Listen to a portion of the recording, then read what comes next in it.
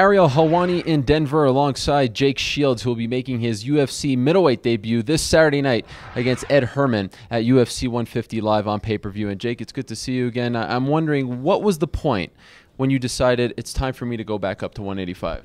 I've been crossing my mind for a while, back and forth, but it was kind of it was a tough decision. But then Joe Silva said he wanted to see me up there, so I said sure, let's give it a shot. Called and asked if I wanted to fight Ed Herman, and I said sure. So here we are, and I think it's a good idea. I felt really good training at this weight, and I feel strong. I have a really small weight cut, so it should be so hopefully everything goes smooth.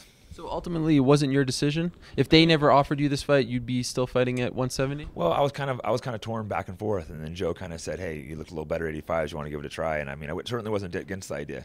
They didn't tell me I had to fight up here. I could have stayed at 70s, but it was. But I thought about it and decided it was probably the right way to go. How much weight do you need to cut as a middleweight? I think I'm about like 8 over right now, so not bad. And what do you walk around at? I was like, in the 190, 194 or so right now. Wow, so this must be a pleasure for you. Yeah, nice and easy. I was lifting a lot. I got up to about 200 pounds at one point before the training camp, but then once you start training so hard, it's the weight drops down a little bit. So how does fighting as a middleweight, as opposed to a welterweight, change what you do in training? I just, I don't have to worry about weight cutting. Sometimes my camps when I'm at 70s, they go really good most of the camp. But the last couple of weeks, I spend so much focusing on cutting the weight that it takes up my whole camp. I start feeling weak, depleted, and this time I didn't have to worry about any weight cutting at all. Considering what you've done in the UFC thus far, do you feel as though the UFC fans have seen the true Jake Shields, the Jake Shields who was, killing everyone in Strikeforce, Elite XC, and other organizations before that? Certainly not. I think I can perform a lot better than the UFC scene, and hopefully this will be a start of a turning point. Why do you think that is? I think, multiple reasons. The first fight, I didn't feel that great with Campman. Maybe my weight was a little sucked down. And then GSP, don't think I felt bad in that fight. I just think, GSP is so great. He was a tough guy to get. And then, I think certainly my worst fight was against Ellenberger. And then, still I feel like I'm stronger at 85s and not sucking down all the weight. So one of the common themes all week long here is the high altitude. How are guys dealing with it? How did they prepare for it? What did you do?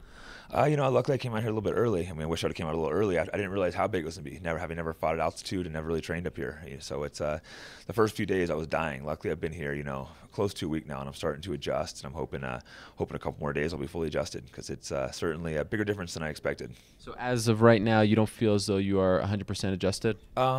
Not 100%, but I feel like I'm better.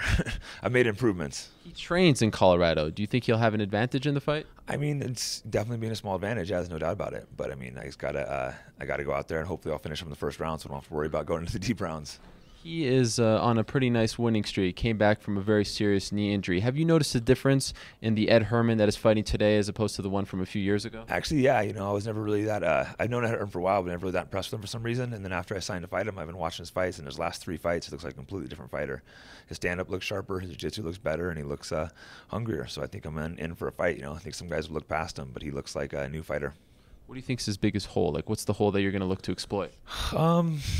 There's not any huge holes, but I think my jiu-jitsu is a little better. He is a solid black belt, but I think I hold an advantage there. All right, looking forward to it. Thanks for the time. Cool, thank you.